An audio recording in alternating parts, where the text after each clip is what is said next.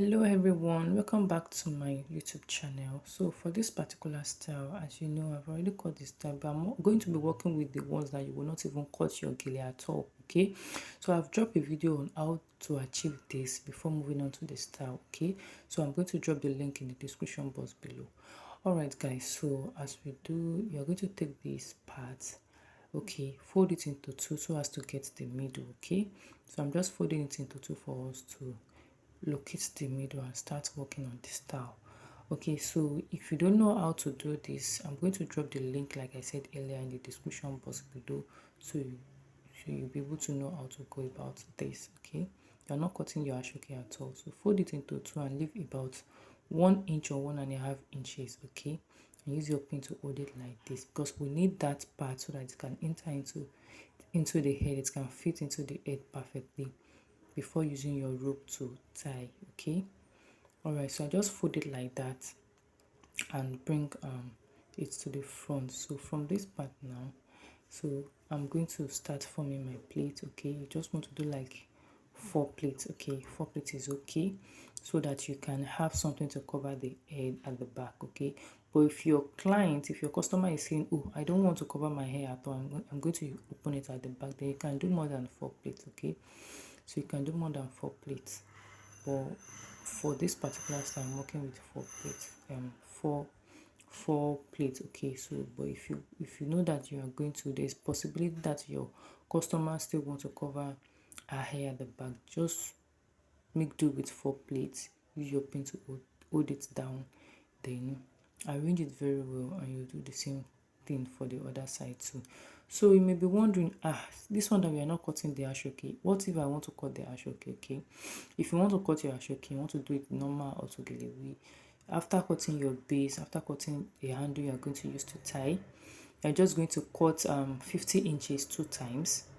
Okay, you join it together, stitch one end, and just bring it from each side like so. Okay, bring it from one side, pin it down, plait it like this, and you do the same thing for the other side. So I hope you understand. Okay, so that is that about that. But if you have enough ashoke, you can as well do 15 inches 3 times each for each side. But it doesn't really, I don't think that's really matter. That would be like a waste of ashoke, and I feel like if you cut more than two, the rows will be too big. Okay, so 50 inches twice, you can even reduce it to like 40 inches twice to each for each side. Okay, you pleat like this. In that way, if you are doing it the normal way, you're going to pleat everything. Okay, pleat everything before you now cross it at the middle. Okay, I'm just trying to explain here that if you want to cover the hair at the back like I said earlier, then you can place everything. So you're going to bring it this way, just fold the remaining part, bring it this way, and just try to, like, cross it together at the middle like this. So like this, you're going to cross it together at the middle. If you are doing it normal way, your 50 inches, cut it twice for each side, join it together, stitch one end, then you're going to pleat everything. It's not going to be 4 plate like this one. Okay, so after this, after crossing it to this side, then the next thing you want to do is start working on one side. Okay, so just want to, like, plait it out this way. You're going to plait it out this way. Just follow the pattern and plait out everything, and you want to use it to form a rose actually. Okay, so you're going to wrap it around the twisted part. Okay, that side that you twist together at the middle, just want to wrap it around it to form a rose. Okay, so just watch what I'm doing closely. It's very easy to do. It's very easy and very fast. Okay, so this is for those that, oh, I still want to use my gele to tie something else later. Okay, so you can quickly do this for them. You're not going to cut the ashoke, and it's very easy to do. So just going to wrap it around to form that rose like that. You can see that it's very easy to form. Okay, so just wrap it and bring the edges, to the back. I filmed this in the night, so that's why you're seeing shadows and all that. I just have to drop something for my besties because it's been long, it's been a while. So just bear with me for now. I think it's going to be once a month now I'm going to be dropping videos. I'll try and make that. I'll try and be consistent with that, okay? So then the second one, you're also going to do the same thing for the second one. So we want to do like just 2 rows, okay? We want to have like 2 rows. Okay, so just watch what I'm doing closely.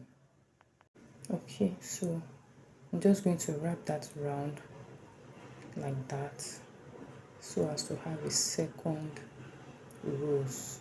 Okay, so as to have a second rows like that. So, and I want that edge to be there. You might even create another style from this, you know that, right? So you can just have just one rows and maybe, roll the second one around it, use it to form something else.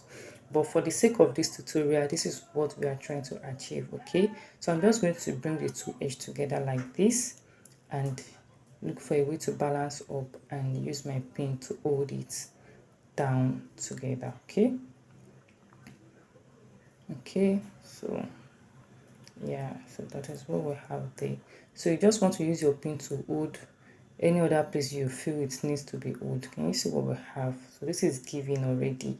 This is giving, and this is what the back looks like. So if the person wants to cover the hair at the back, you can as well just use the plaster there. And if you want the hair to come out, you just roll it down like that. Can you see? It covers the hair perfectly. So that's that, guys. So the next thing for us now is to start tacking. Like I always say, no particular rule of tacking. No, my sister, just tack. Just make sure that this beautiful styles that you've created is not being altered, okay?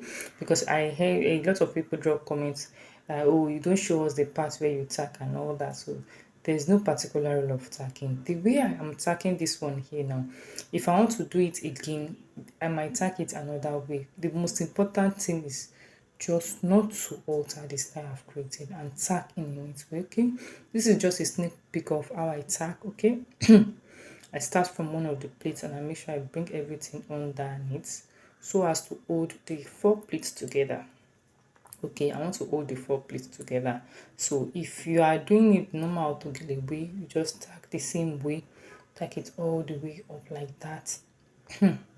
All the way up like that. But this one, I'm passing it into the plate onto another point like that. Can you see? It's not showing at the back of the plate also because I want it to be as neat as possible. Then I'm bringing it down into all of the pleats. Then I'll go back up again and pass onto the next one. Okay, pass onto the next one like that. Okay, pass onto the next one like that.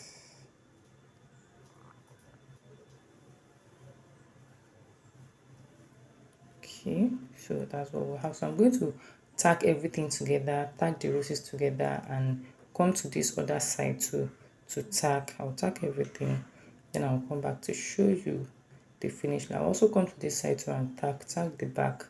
Just tack the plates together and tack in a neat way. Alright guys, so this is the finished look. I hope you enjoyed this tutorial. Please don't forget to like, share, and I'll see you in my next video.